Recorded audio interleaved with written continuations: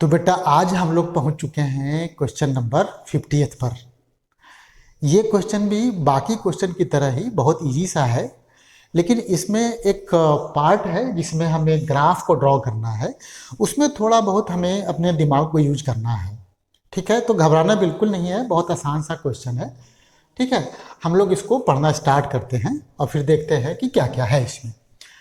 हमारा क्वेश्चन कहता है a solid body starts rotating about a stationary axis with an angular acceleration beta equals to beta naught cos phi, where beta naught is a constant vector and phi is an angle of rotation from the initial position. निकालना क्या है? निकालना है find the angular velocity of body as a function of angle phi. और फिर दूसरा important जो इसका सेक्शन है वो है draw the plot of this dependence. यही थोड़ा सा आपको परेशान कर सकता है। तो चलिए हम पहले इस क्वेश्चन को समझने की कोशिश करते हैं। हमारे पास क्या दिया है बेटा? सॉलिड बॉडी मतलब रिजिड बॉडी है। क्या कर रहा है? ये रोटेटिंग स्टार्ट करता है। अगर स्टार्ट करता है इसका मतलब मैं कहूँगा टाइम t इक्वल्स टू 0 पर एंगुलर वेलोसिटी 0 है ना, ऐसे लिख दो आप। किसके अबाउट रोटेट कर रहा है? एक फिक्स्ड एक्सिस के अबाउट, है ना। स्टेशनरी मतलब फिक्स्ड एक्सिस, तो ये प्योर रोटेशन का केस हो गया, प्योर रोटेशन का केस हो गया। ठीक है। हाँ, एंगुलर एक्सेलरेशन इसका कांस्टेंट नहीं है, वो एंगल ऑफ रोटेशन के फंक्शन के फॉर्मेट में दिया हुआ है, और यही क्वेश्चन का मेन क्रक्स है। दूसरा इंफॉर्मेशन ये है कि जो बीटा नॉट है वो एक कांस्टेंट वेक्टर है। ठीक, कांस्टेंट वेक्टर मतलब कि उसका मैग्नीट्यूड कांस्टेंट है, उसका डायरेक्शन कांस्टेंट है। और फाई के बारे में तो आप जानते ही हैं, angle of rotation from initial position है। तो एक काम करते हैं, पहले हम इस पार्ट को करेंगे, बाद में हम ग्राफ को प्लॉट करेंगे। तो मुझे मिला है beta equals to beta not cos phi. ठीक है, इसको मैंने लिख दिया d omega by d t equals to beta not cos phi. अब यहाँ पर मैंने d omega by d phi कर दिया, यहाँ भी डी फाई करता हूँ, यहाँ पे डी टी कर देता हूँ। इसको लिखूंगा मैं b not cos phi, b नहीं मतलब बीटा है। अच्छा, ये तो ओमेगा फिर से हो जाएगा, तो ये omega d omega upon d phi equals to beta not cos phi हो गया। अब डी फाई को उधर कर दो, वेरिएबल सेपरेबल का केस है यहाँ पे, तो हमने इसको beta not cos phi d phi कर दिया और इसको इंटीग्रेट कर दिया। इंटीग्रेशन में कहाँ कहाँ हम अपना इंफॉर्मेशन निकालेंगे? यहाँ देखिए, t इक्वल टू 0 पर ओमेगा 0 और t इक्वल टू 0 पर मेरा बॉडी रुका हुआ था, तो यहाँ पर फाई भी 0 हो गया। यहाँ देखिए, जब फाई 0 तो ओमेगा भी 0। अब जब फाई मान लो तो ये ओमेगा ओमेगा मान लो, तो ये हो गया ओमेगा स्क्वायर बाई 2। ये हो गया बेटा beta not sine phi. Omega हो गया आपका plus minus √2 beta not sine phi. इतना तो कोई भी कर लेगा, इसकी कोई ज़रूरत मेरी तरफ से नहीं थी। अब हम आते हैं अपने मेन काम पर, और काम क्या है? इसी ओमेगा का फाई के फंक्शन के रूप में एक ग्राफ बनाना है। चलो फिर देखते हैं, ये इंपॉर्टेंट है। इसमें देखिए कैसे कैसे करते हैं। मुझे क्या करना है? Omega equals to plus minus √2 beta not sine phi, इसको प्लॉट करना है। दूसरा देखिए, एक काम करते हैं हम, थोड़ा समझने के लिए हमने अपने बॉडी को ऐसे बना दिया। ये बॉडी है, ये आपका एक्सिस है। ठीक है, ये एक्सिस है।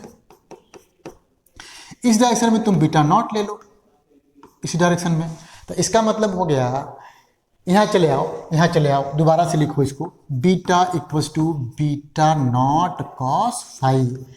तो कॉस फाई की वैल्यू पॉजिटिव हो सकता है या नेगेटिव हो सकता है। इसका मतलब है कि बीटा का जो डायरेक्शन है या तो इधर की तरफ होगा या फिर इधर की तरफ बीटा का डायरेक्शन होगा। यहां तक हमारे पास क्लियर है। एक काम करता हूं मैं, यहां पे चले आइए, ए ग्राफ बना रहा है ना, ये देखिए, ये हमने बना दिया इधर ओमेगा और इधर बना दिया है फाई। तो पहला और सबसे इंपॉर्टेंट पॉइंट मैं निकालूंगा कि जब फाई की वैल्यू 0 तो ओमेगा की वैल्यू 0। जब फाई की वैल्यू 0 तो ओमेगा की वैल्यू भी 0 थी, ये हो गया 0।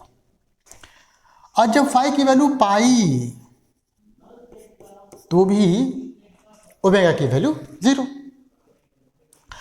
और फाई की वैल्यू पाई से ज़्यादा नहीं हो सकता।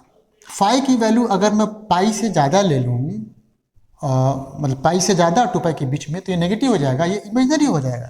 तो सीधा सीधा सा मतलब है कि ग्राफ हम सिर्फ इतना ही प्लॉट कर सकते हैं। अब चले आते हैं, अब ग्राफ प्लॉट करने में मुझे ज़रूरत पड़ेगी, देखिए ए इसकी, क्योंकि ये तो रूट में है, प्लॉट करना थोड़ा सा मुश्किल है, तो पहले हम इसको प्लॉट कर दिए। इसको प्लॉट करोगे तो ग्राफ तो तुम्हारा ऐसे बनेगा, ऐसे ग्राफ बनेगा, है ना। ये वाला थोड़ा बढ़िया से बनाओ, ये थोड़ा बढ़िया बनाओ, ये मैक्सिमम बन जाएगा ना। यहाँ पे देखिए, यहाँ देखिए इसके करस्पॉन्डिंग आपका जो बीटा हो जाएगा माइनस बीटा नॉट के बराबर हो जाएगा, और यहाँ पे बीटा नॉट के बराबर हो जाएगा। यह कौन सा एंगल हो गया, ये हो गया 90 डिग्री, क्योंकि cos 90 की वैल्यू ही 0 होता है। अब चले आओ अपने इसमें फिगर में, टाइम t इक्वल्स टू 0 पर ओमेगा 0 फाई 0, बहुत सही। लेकिन बीटा तो मैक्सिमम है, बी नॉट देखिए यहाँ प्लॉट भी किया है हमने। तो मतलब ये हो गया कि बॉडी मेरी रुकी थी, मैक्सिमम एक्सेलरेशन हमने उसमें स्टार्ट किया, अब रोटेट करना स्टार्ट हो गया। तो जिस डायरेक्शन में मेरा है ना बीटा होगा, उसी डायरेक्शन में ओमेगा होगा। तो ये देखिए इस डायरेक्शन में ओमेगा हो गया, उसी डायरेक्शन में बीटा हो गया, ठीक। तो भैया ओमेगा बढ़ता रहेगा, क्यों? क्योंकि जब तक इसमें एंगुलर एक्सेलरेशन लगेगा तब तक ओमेगा बढ़ेगा। और कब तक एंगुलर एक्सेलरेशन लगेगा एक ही डायरेक्शन में? जब तक ये 0 ना हो जाए, है ना, ये वाला। तो जब ये 90 डिग्री हो जाएगा, देखिए जब ये 90 डिग्री हो जाएगा तब हमारा एंगुलर एक्सेलरेशन 0 हो जाएगा, और उस केस तक एंगुलर वेलोसिटी मैक्सिमम हो जाएगा, मैक्सिमम। तो मैं थोड़ा ऐसे प्लॉट कर दूं, देखिए इसको ऐसे मैक्सिमम प्लॉट कर देता हूं। उसके बाद क्या होगा, उसके बाद जो मेरा एंगुलर एक्सेलरेशन है डायरेक्शन चेंज कर देगा। तो अभी भी एंगुलर वेलोसिटी का डायरेक्शन तो सेम रहेगा, लेकिन उसका मैग्नीट्यूड धीरे धीरे घटने लगेगा, ठीक। और अभी देखा आपने कि घटते घटते जब वो बॉडी अपने इनिशियल पोजीशन से, है ना, वो पाई डिग्री ऐसे रोटेट कर जाएगा, तब मोमेंटरली उसका एंगुलर वेलोसिटी 0 हो जाएगा। अब यहाँ पे नोट करो, बॉडी देखिए ऐसे चलते चलते 180 डिग्री पर मोमेंटरली क्या हो गया, 0 हो गया, ठीक। लेकिन क्यों 0 हुआ? क्योंकि उसमें एंगुलर एक्सेलरेशन अपोजिट डायरेक्शन में लग रहा था। लेकिन यहाँ पर एंगुलर एक्सेलरेशन तो अभी भी लग ही रहा है उसी डायरेक्शन में, मतलब बॉडी अपना डायरेक्शन अब चेंज करेगा। तो बॉडी जो है क्या बोलते हैं, वापस ये इधर की तरफ मूव करना स्टार्ट कर देगा। तो ये ऐसे बना लीजिए आप, इसी ग्राफ को आप ऐसे बना लो। क्यों ऐसा मैंने इसलिए किया है कि इधर के डायरेक्शन को आपने अगर पॉजिटिव ले लिया है तो इधर के डायरेक्शन को तो नेगेटिव लेंगे, तो ग्राफ जो है बिल्कुल सिमेट्रिकल टाइप का बन गया। देखिए ये ऐसे है ना, कैसे बनाऊं मैं, ठीक है, अब ऐसे समझ लीजिए आप इसको। तो ग्राफ कुछ इस टाइप से हमारा बन गया, मीन्स कि बॉडी हमारा पहले रुका था ना, वो घूम करके 180 डिग्री तक ऐसे टर्न होगा, फिर डायरेक्शन चेंज करेगा, फिर वापस ओरिजिनल पोजीशन पे जाएगा, फिर ना फिर वापस जो है 180 पर आएगा, और ये प्रोसेस चलता रहेगा, क्योंकि इसमें किसी तरह का डिसिपेटिंग फोर्स प्रोवाइडेड नहीं है।